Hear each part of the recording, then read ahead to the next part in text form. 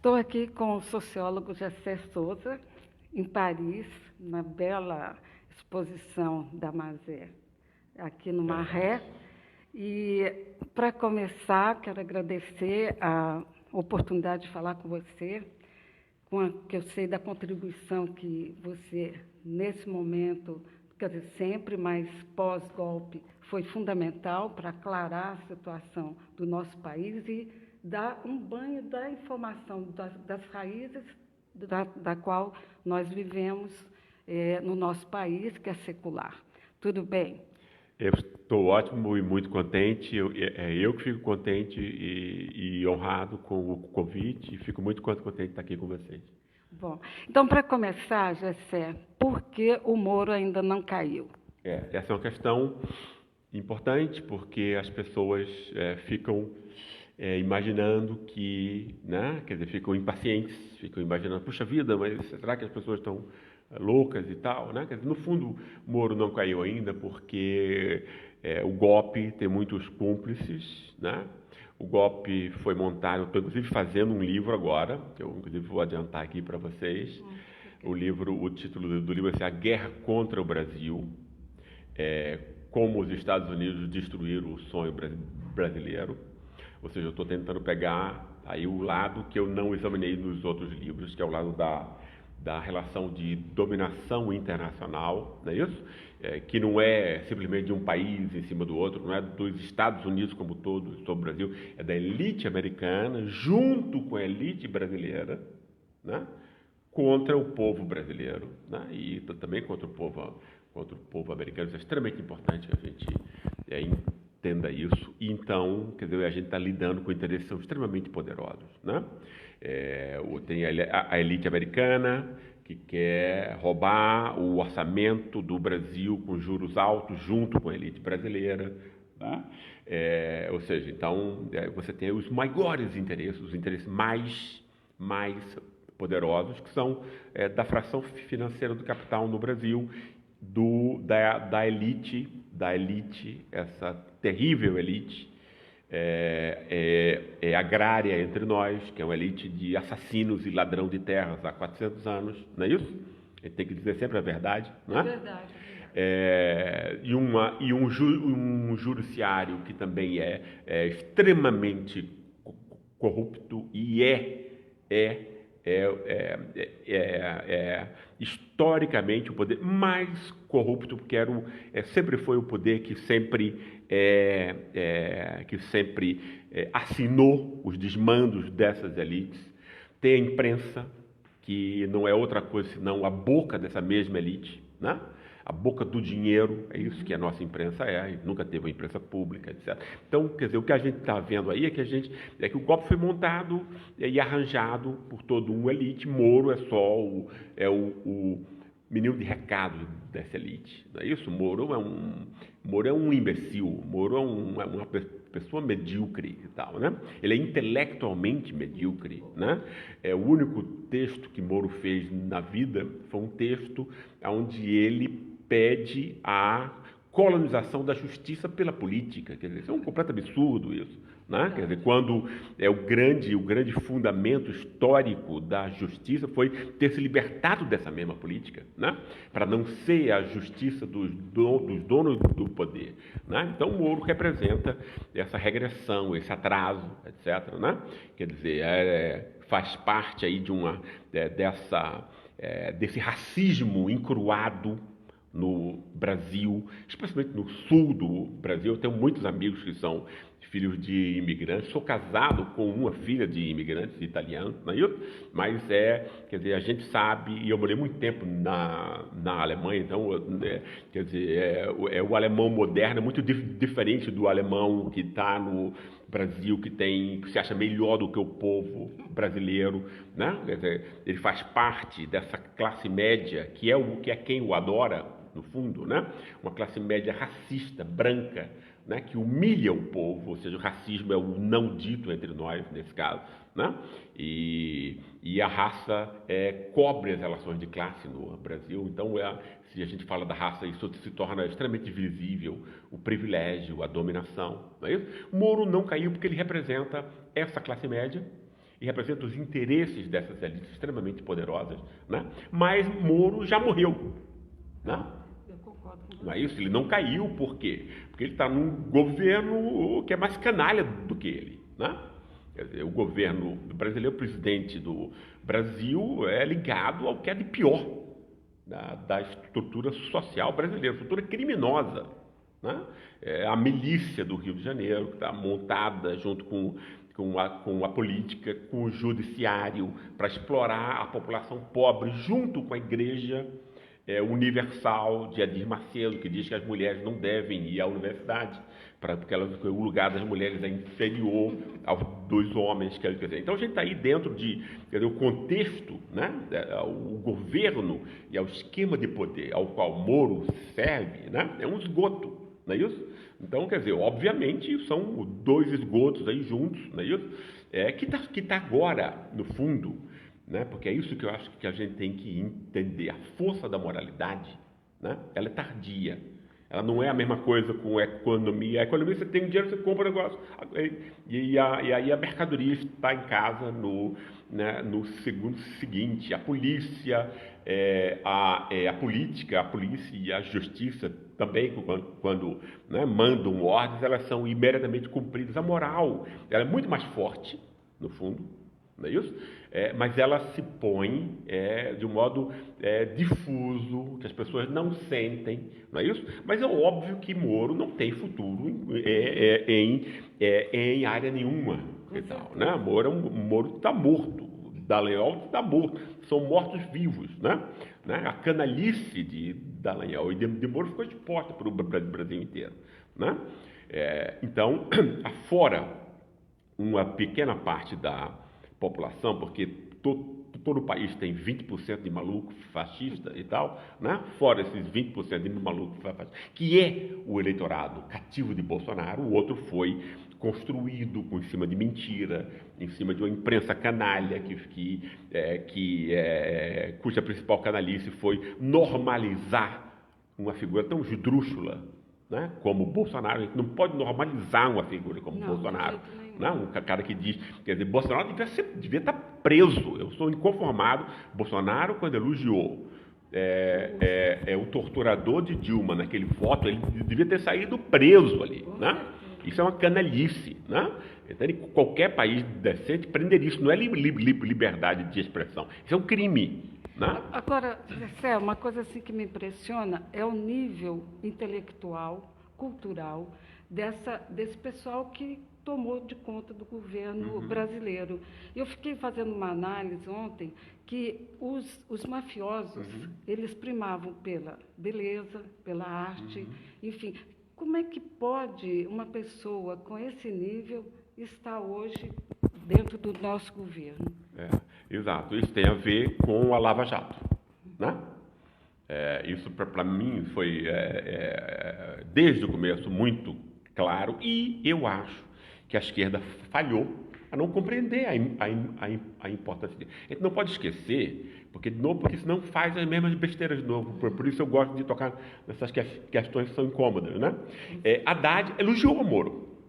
Elogiou a Lava Jato. Quer dizer, disse que tinha feito coisa errada, mas elogiou. Isso é um negócio absurdo, né? Porque estava muito claro que... porque desde sempre, claro. Obviamente, por que isso? Porque é uma esquerda moralista. Nesse sentido que eu critico sempre e tal, né? Quer dizer, que no fundo, o racismo brasileiro, ou seja, a desigualdade, porque é isso, racismo e desigualdade são os dois, o racismo recobre a desigualdade, né? Para que ele fosse palatável entre nós, ele foi moralizado, entende? Com razão. Não é isso? Para que você não chama... E os intelectuais se serviram disso. Todos os intelectuais que a esquerda adora, entende? Participaram desse negócio, né? Entende? Então, o que foi que fez? Por exemplo, para você não dizer, né, porque o racismo é a canalice, é a covardia maior, mas você pisa em cima de quem é frágil, de quem é vulnerável. É um canalha. Né? Não sou eu que digo. E depois vai falar em meritocracia. democracia. Claro, a canalice, quer dizer, não sou eu que digo, a nossa avaliação moral, ela é objetiva, ela foi criada pelo cristianismo, né? O mal no cristianismo é exatamente você odiar um vulnerável, né? Né? É a canalice. Mas para que você não seja chamado de canalha, essa elite e esses intelectuais montaram o quê? Não, você não é canalha, né? Você é o cara que é moral, porque você escandaliza com a corrupção aonde ela, obviamente, a política é corrupta, mas não é a corrupção maior. A corrupção política, né, é facilmente demonstrável, é uma gota no oceano. Basta comparar os 2 bilhões, uma merreca, que a Lava Jato recuperou, com os trilhões de juros numa dívida absurda, nas isenções fiscais a bancos, etc. Isso é roubo, né? Entende? Quer dizer, isso é um roubo legalizado, mas se a gente pensar na sonegação de impostos, né, que é 520 bilhões, ou seja, centenas de vezes maior do que a merreca que a Lava Jato pegou da corrupção política, é um povo que presta atenção numa coisa que vale 500 vezes menos, né, é porque foi feito de imbecil. Né? Entende? É isso que a gente tem que ver. Nós todos fomos feitos de imbecil. A esquerda foi feita de imbecil, porque a esquerda acha que essa questão é importante. Ciro elogiou também, não é isso? Ministros do PT no governo ajudaram a Lava Jato. Quer dizer, então é um negócio absurdo isso. Né? Entende? Quer dizer, então toda a mesma oposição, as forças de resistências, né? Quer dizer, serviram a essa moralização, a esse moralismo idiota, né? Que no fundo serve para quê? Para invisibilizar o roubo real. O roubo real é praticado pela elite. Quem rouba é a elite. Quem é ladrão é a elite que está no mercado, né? Os ladrõezinhos, como eu chamo da corrupção política, são meninos de recado desse mesmo pessoal, que você manda malas, como a gente viu as malas sendo mandadas. São meninos de recado à política, né? Mas aí essa teoria, essa histeria que o Brasil tem na corrupção só da política, é para você ser feito de imbecil. Você não vê a corrupção real, milhares de vezes maior, sob 1000 formas, legalizadas ou não, que a elite faz, não é isso? E para você moralizar o ódio que uma elite e uma classe média racista e branca tem com 80% do povo que é negro e mestiço, né?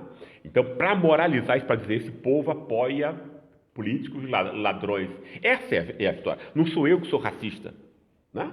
O contrário, eu sou moral, eu me espanto, né? Eu me escandalizo com a corrupção, não é isso? Entende? Quer dizer, veja, o esquema é esse, né? Não é isso? Né? E Bolsonaro entra por quê? Porque esse tipo de coisa levou o quê? A uma criminalização da política como um todo. Né? Por que interessa a economia criminalizar a política? Porque ela pode roubar muito mais facilmente, porque a política fica acuada, não pode dizer coisa nenhuma, né? Junta-se com seus asseclas na imprensa, no judiciário e tal, para parar que paga a quem essa elite paga, enfim, os restos e tal, pode roubar tudo, pode roubar o petróleo, pode roubar a Embraer, pode roubar toda a capacidade produtiva brasileira. Essa é a corrupção. E outra coisa assim, a estratégia utilizada pelo Bolsonaro e a equipe dele é que toda hora, a cada segundo, ele tira alguma coisa da cartola e desorienta as pessoas. É um negócio brutal, que ninguém esperava esse tipo de comportamento. Claro, isso aí tem a ver, eu acho, aí com outra coisa, com o fato de que o governo do PT, porque no fundo tinha tudo isso e tal, quer dizer, o governo do PT, que foi um compromisso com essas elites, mas o compromisso foi, deixa um pouquinho desse dinheiro no Estado para eu ajudar os mais pobres. Foi minimamente isso e já foi uma revolução no Brasil. Foi pouca coisa e ainda foi um escândalo, não é isso? Para essa elite canalha, né? Que odeia o próprio povo. É extremamente importante que a gente diga isso, né? Entendeu? Uma elite que mora fora do país, não tem nenhum comprometimento, nenhuma responsabilidade. Todas as elites do mundo ficam com a melhor parte do bolo, mas você pensa no conjunto da população, até para que você continue ganhando dinheiro, né? A nossa elite não é assim, é do saque, do roubo e tal, né? vê o país como um povo estranho, tal, né? Com o Bolsonaro, o que foi que houve? O PT tinha logrado ter todas as classes populares, praticamente, para si. Quem é que não lembra os mapas lembra do negócio? Era o mapa azul, era a classe média, o centro das cidades, e a periferia e os pobres votando todo vermelho e tal, não é isso? Que aí os jornais dizem, o voto de quem tem menos educação, lembra disso? Né? Então você precisa humilhar, né? Olha, tem menos inteligente, menos não sei o que e tal, para, não é isso? Inteligente é quem elege Bolsonaro, né? E aí, no fundo, Bolsonaro, quer dizer, como ele criminalizou a política como um todo, ele criminalizou a hipótese que a elite primeiro tinha jogado, que Moro tinha jogado, porque Moro é um tucano, não é isso? De agir politicamente para substituir o PSDB. O PSDB tinha visto que não ia ganhar nunca nenhuma eleição mais. Não é isso? Então você tinha que montar um golpe, não é isso? Mas aí tinha que ser um golpe branco e pequeno para que a próxima eleição fosse do PSDB. O desespero rolou depois que Aécio perdeu para Dilma. Pronto, agora não tem jeito. Né? Perder para Dilma, exatamente. Né? E aí, não, perder para Dilma não no seguinte assim, quer dizer, perder para Dilma no sentido já com se falando a coisa da Petrobras, já entrando não sei o que e tal, com uma denúncia, a imprensa inteira tocando nessas coisas e tudo, ainda assim perdeu. Né? Aí viu-se o quê? Você tem que quebrar a solidariedade popular. Você tem que pôr o pobre contra o pobre. Bolsonaro é esse cara que conseguiu criar uma fenda entre os pobres, né? Para que agora você tenha entre os pobres uma guerra entre os pobres, né? Bolsonaro, para mim, é o líder racista. Bolsonaro é um racista absurdo, não uma figura detestável, não conheço ninguém pior, não é isso? Que é o quê? Ele é o cara ele é, claro que tem negros, claro que tem pobres aí para parar, mas ele é o cara que vai dessa classe média, dessa classe popular, remediada, evangélica e tal, em grande medida, que odiou o fato de que os negros e os pobres tiveram algum avanço, né? Então eles passaram a morar perto deles, passaram a frequentar escolas semelhantes e tal, para parar. Não é isso? É uma classe que tem medo dessa proletarização, ou seja, que aí ele acha que qualquer aumento da qualidade de vida do pobre que está abaixo dele é uma ameaça a ele, é como se ele fosse ficar igual a esse cara. Então é o medo de se proletarizar que leva a apoiar sem refletir matança de pobres, como está acontecendo no Rio, de negros e pobres. Isso é estruturante no nosso país. Completamente. É a relação de classes, quer dizer, né? E o papel que o racismo representa, né? Quer dizer, no fundo, esse é o negócio. Por conta disso, eu digo que a escravidão não é uma coisa de 400 anos atrás e tal, não é isso? Ela continua agora, né? A escravidão domina todas as relações entre as classes entre nós, ou seja, o ódio ao escravo, ao ex-escravo, que é o ódio a esse marginalizado coitado, né? Que foi abandonado, foi perseguido, não é isso? Que é humilhado, e quem é humilhado o tempo inteiro, é uma dificuldade enorme você ser alguma coisa na vida, né? Isso é porque tem uma classe, né, canalha que humilha e que tem prazer nessa humilhação, não é isso?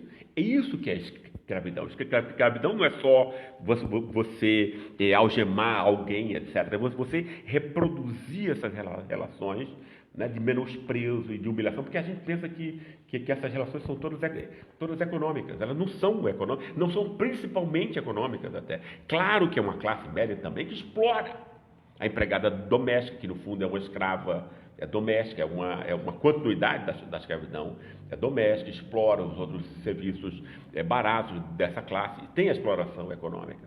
Mas a pior é o prazer na humilhação, né?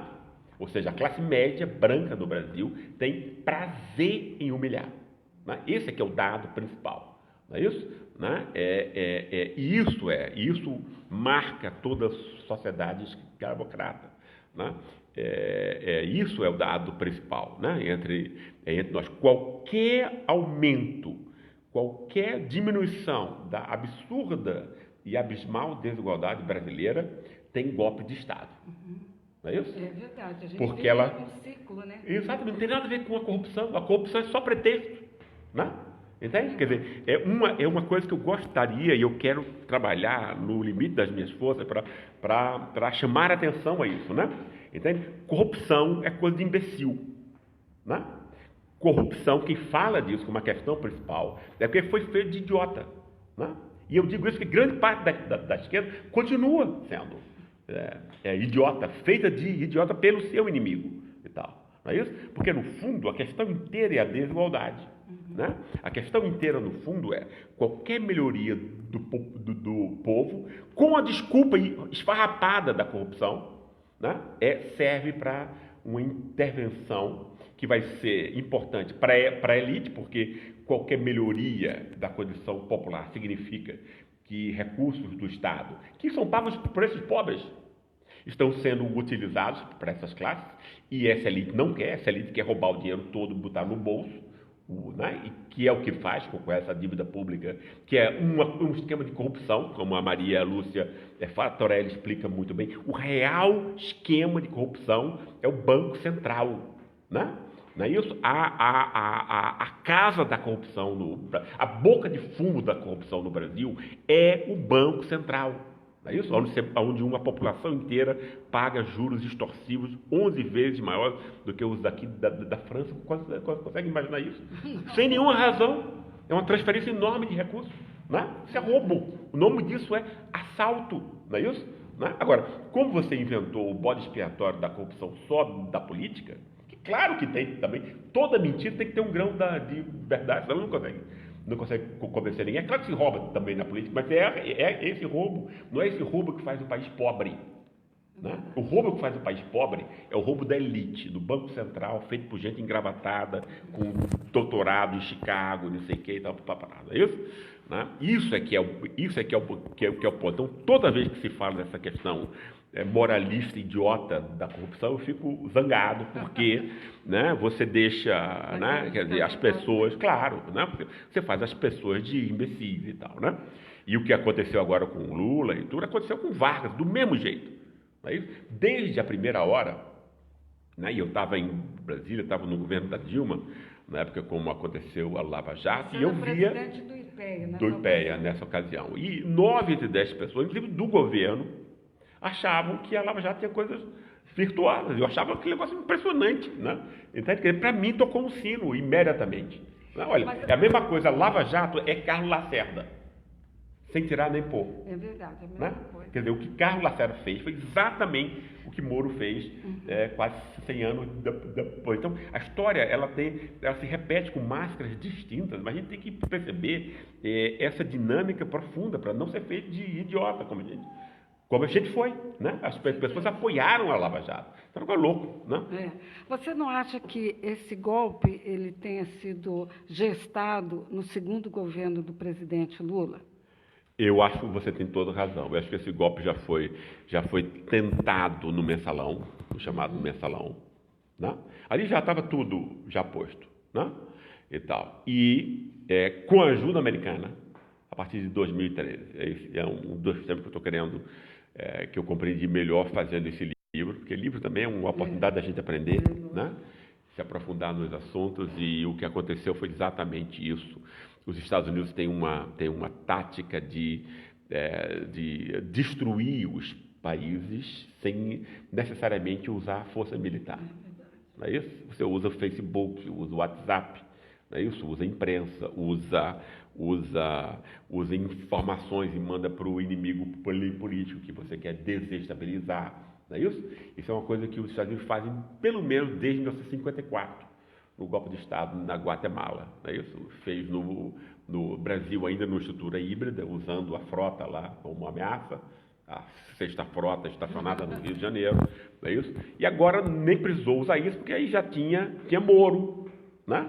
Entende? Tinha Dallagnol, tinha essa amizade. O que me causa estranheza é o fato de que o Moro, uma pessoa sem alma, né? Você olha para ele, é um cara que não tem brilho, tem brilho, não exatamente. Não tem... Enquanto ele estava blindado pela Globo, que a Globo só punha a imagem, ele nem falava, né? Não pode deixar o cara só falar, não é isso? Entende? Porque você fala, você vê que ele é imbecil, não é isso? Desculpa, continue. Hoje está acontecendo, vai acontecer no Brasil a Suprema Corte, que vai julgar a Acho que já foi adiado, não? Não, eles vão começar hoje, mas diz que em entendi. 3, né? Qual é a sua expectativa? Eu acho o seguinte, veja bem, eu acho que o Supremo chegou a um ponto, né, e ainda houve aquele general que devia ficar em casa, devia vestir o pijama, ficar quietinho, né?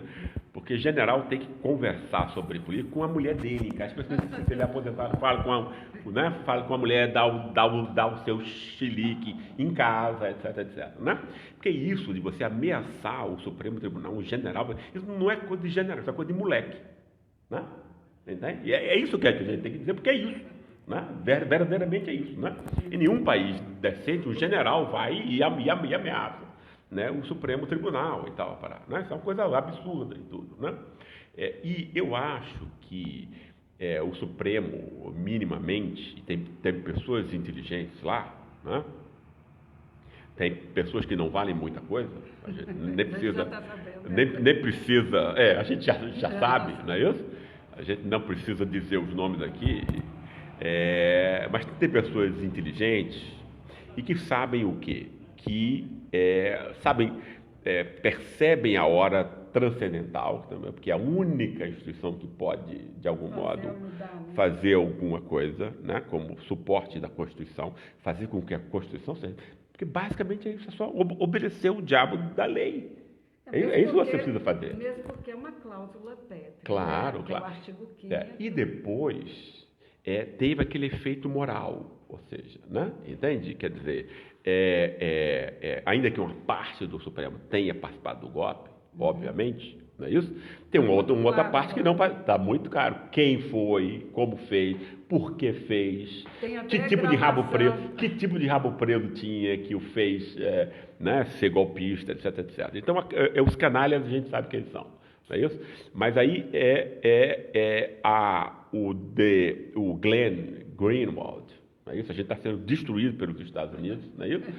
Pela elite americana, não vamos. Os Estados Unidos tem muito mais gente que não tem nada a ver com isso, e que tem tanta raiva do Trump como a gente tem do Bolsonaro.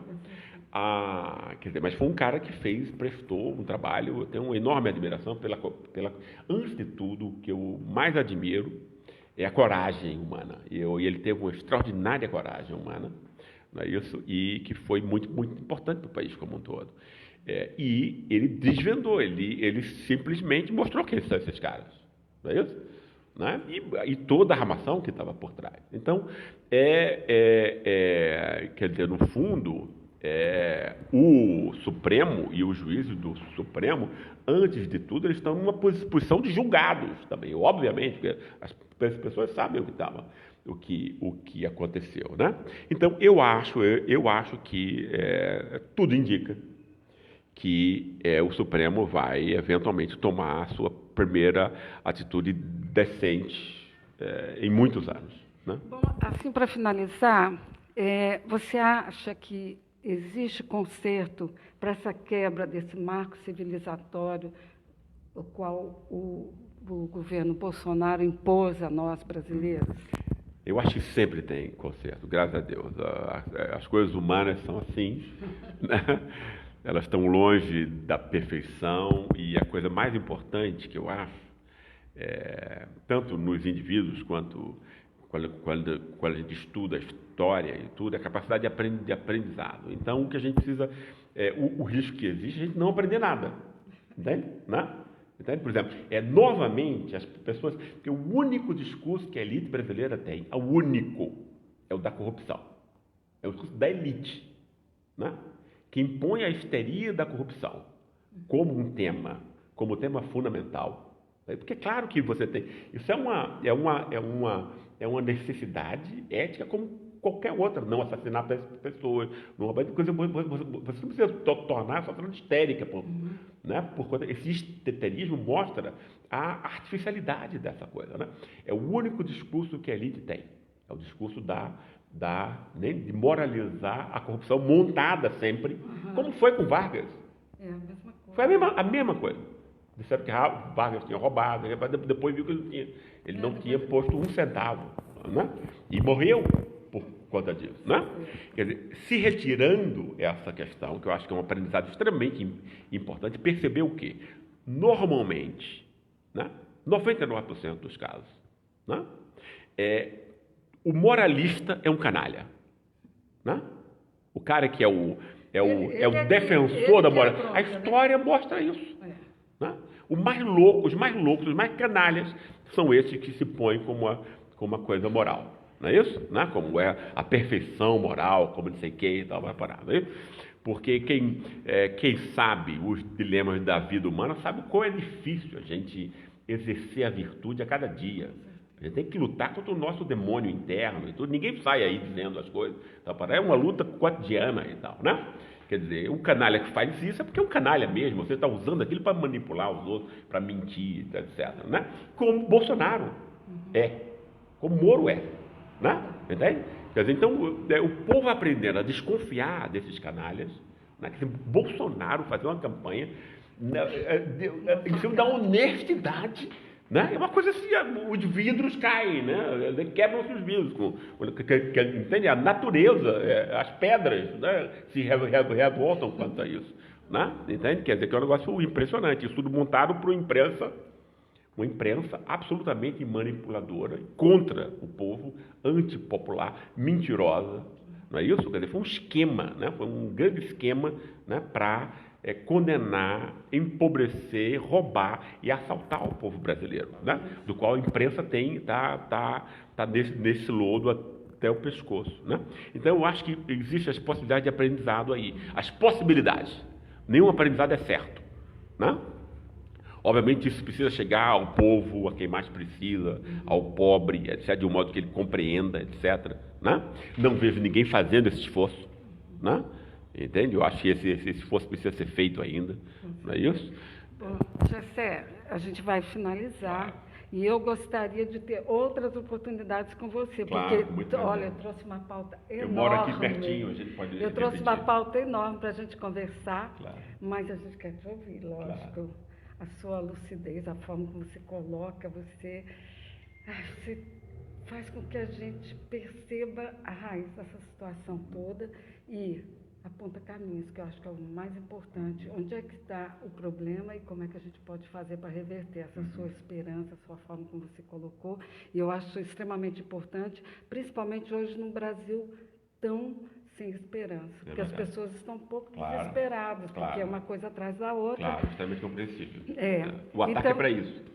Realmente. Então, eu quero te agradecer e vamos marcar um novo encontro. O que você acha? Eu acho ótimo. Eu acho ótimo, que deixo um grande abraço a vocês aqui que estão nos ouvindo, né? E a gente tem que resistir e aprender, né? Nesse caminho. Um grande abraço. Obrigada pela audiência e até a próxima com o Gessé e outros programas, outras entrevistas que a gente vai colocar no ar. Muito obrigada.